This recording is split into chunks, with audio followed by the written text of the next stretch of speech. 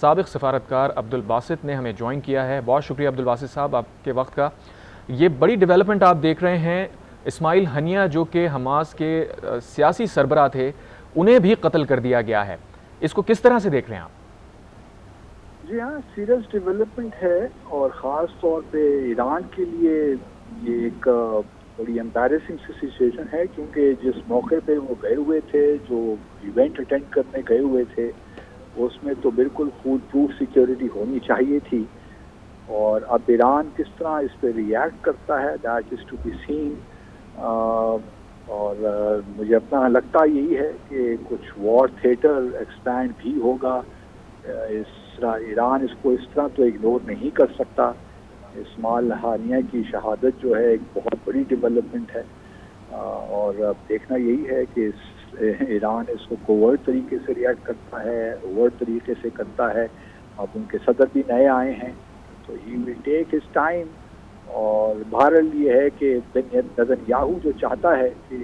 وار theatre expand ہو, cease fire نہ ہو, جو زائنسٹ policies ہیں ان کو امپلیمنٹ کرنے میں آسانی ہو, یہاں سے فلسطینی نکلیں, وہ اپنا جو ریاسی دہشت گردی ہے وہ جاری رہے. تو یہ ساری وہ چیزیں ہیں جو کہ ایک لحاظ سے اسرائیل کو بھی سوٹ کرتی ہیں, اور ایران کے لیے بہرحال ایک مشکل سچویشن پیدا ہو گئی ہے. اچھا عبدالباسط صاحب, جس طرح آپ بتا رہے ہیں کہ ایران کے لیے کافی آکورڈ سچویشن ہو گئی ہے, ظاہر ہے ان کے گیسٹ تھے اور تہران کے اندر یعنی دارالحکومت ایران کا جو ہے وہاں پر یہ اٹیک کیا گیا ہے.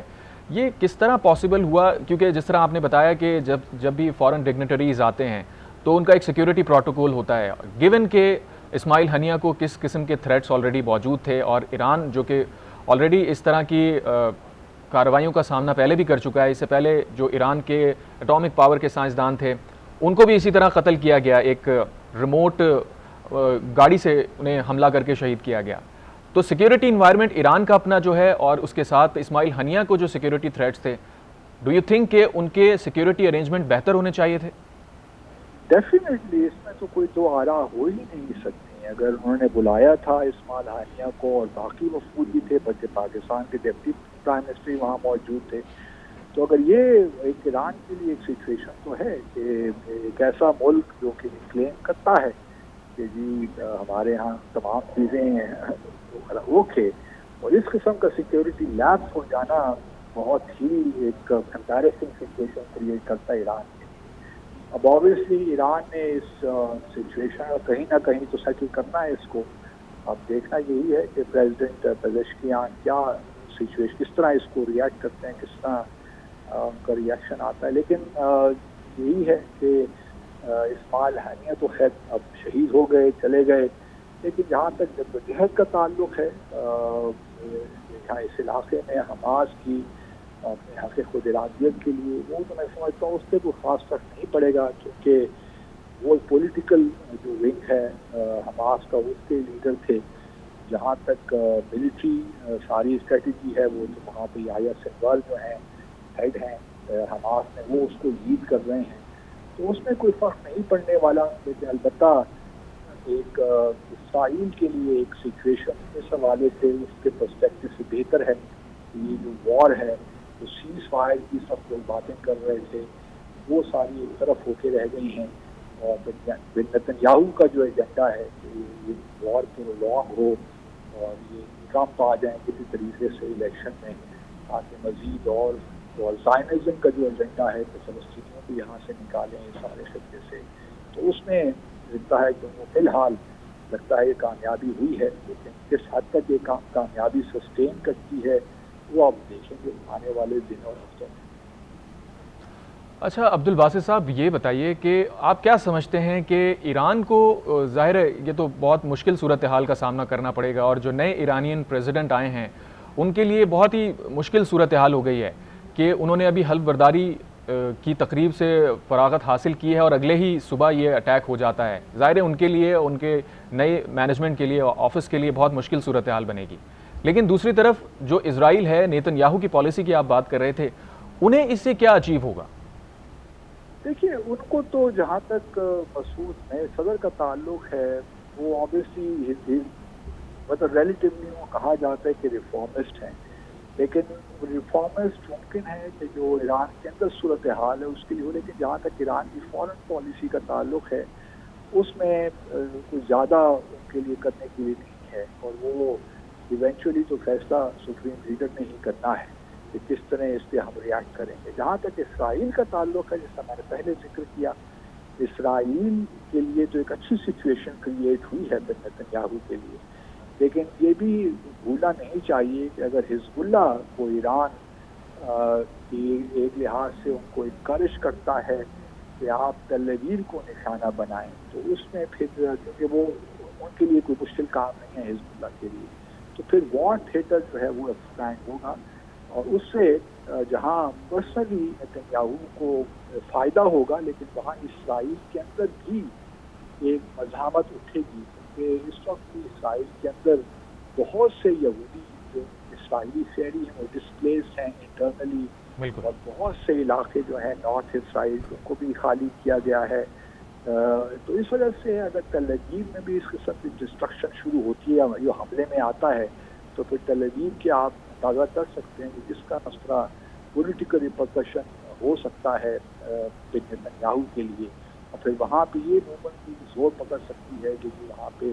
اس گورنمنٹ کو ہٹایا جائے۔ تو اس کے مختلف ڈائمینشن ہیں ساری صورتحال کے، but much hinges on how Iran reacts or how its proxies react to this very significant development۔ تو اب دیکھتے ہیں کہ ایران کس طرح اس کو لے کر آگے چلتا ہے، لیکن عرب دنیا کا جہاں تک کچھ لوگ مجھ سے یہ پوچھ رہے تھے کہ عرب دنیا میں کیا اس کا ریسپانس ہوگا۔ قطر آبویسلی قطر میں کیونکہ اسماعیل ہانیہ رہتے تھے تو ان کے لیے ایک سچویشن بھی بنی ہے، لیکن بائی اینڈ لارج عرب دنیا ہے وہ انتھوزیاسٹک نہیں تھے اباؤٹ حماس، تو وہ بھی کیونکہ فتح کو سپورٹ کرتے ہیں جو ویسٹ بینک میں غزہ جو پلسٹینین اتھارٹی ہے، تو ان کے لیے حماس اگر ویکن ہوتی ہے تو that is also seen in their interest long term. تو یہ بھی کمپلیکیشنز ہیں اسلامی دنیا میں اور عرب دنیا میں، تو اب کیا ہوتا ہے۔ عبدالباسط صاحب، آپ کمپلیکسٹی کی بات کر رہے ہیں، یقیناً اس معاملے کے اندر پوری جو جیو پولیٹیکل سچویشن بنی ہوئی ہے بہت زیادہ کمپلیکسٹی ہے،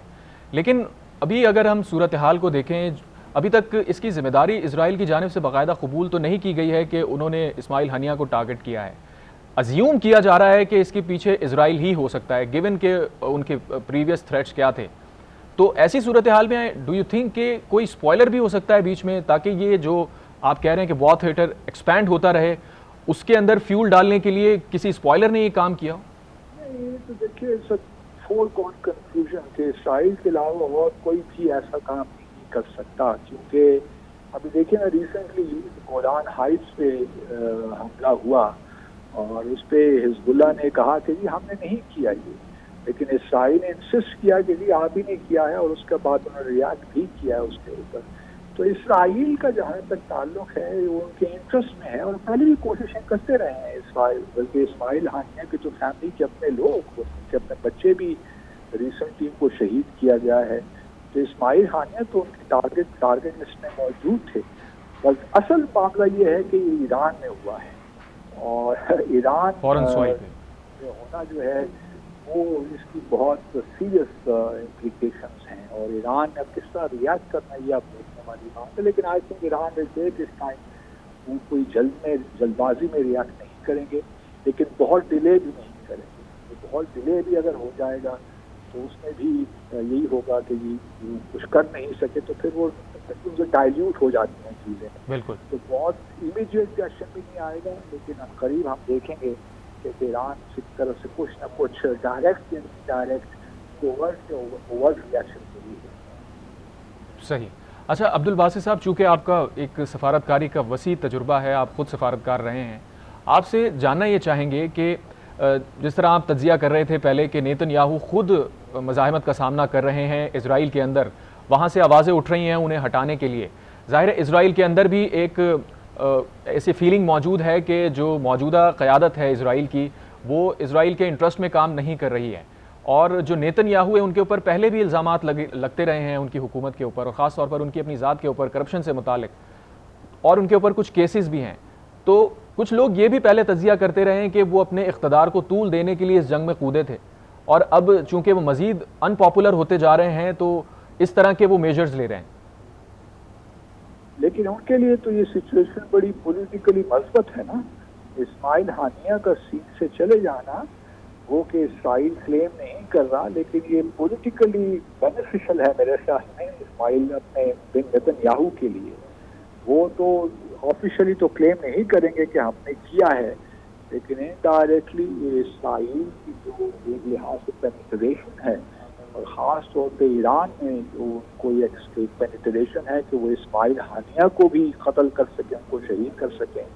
تو یہ بڑی ان کے لیے ایک میرے خیال میں ان کے پولیٹیکلی اس کو بوسٹ کرتی ہے despite all his political problems.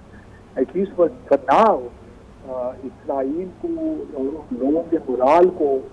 Boost تو کرتی ہے، لیکن ساتھ ساتھ چونکہ اسرائیلی، بلکہ کل پرسوں میں دیکھ رہا تھا کہ اسرائیلی ایک جو کہ ڈیفینس منسٹر ہیں یاو گیلنٹ، وہ یہی کہہ رہے تھے کہ جو ہوسٹیجز ہیں اسرائیل کے حماس کے ساتھ، ہمیں یہ توقع نہیں رکھنی چاہیے کہ وہ تمام لوگ زندہ ہیں. تو ایک لحاظ سے وہ گراؤنڈ بھی پریپیئر کر رہے ہیں اسرائیلی پبلک اوپینین کے لیے کہ ہوسٹیجز کا مسئلہ اب اتنا بڑا مسئلہ نہیں رہا، اب ہمیں تو یہ جنگ جیتنی اور حماس کو ڈیسیمیٹ کرنا ہے. تو ایک نقطہ نظر سے اگر آپ دیکھیے تو یہ اسرائیلی جو پرائم منسٹر ہیں ان کی پوزیشن کو کسی نہ کسی طریقے سے بوسٹ بھی کرتے ہیں پولیٹیکلی. وہ کہ کرپشن کے کیسز اپنی جگہ پہ ہیں، اس وقت تو پاپولیرٹی کے میدان میں بہت نیچے ہیں،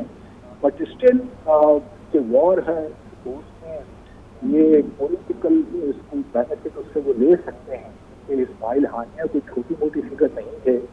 وہ ایک بہت بڑا نام تھے یہ حماس کی جدوجہد میں، فلسطین کی جدوجہد میں. تو اس طرح ایران میں ان کو شہید کر دینا یہ ایک اسرائیلی کامیابی جو ہے وہ اس کو مانے بنا. سابق سفارتکار عبدالباسط صاحب، بہت شکریہ آپ کے وقت کا.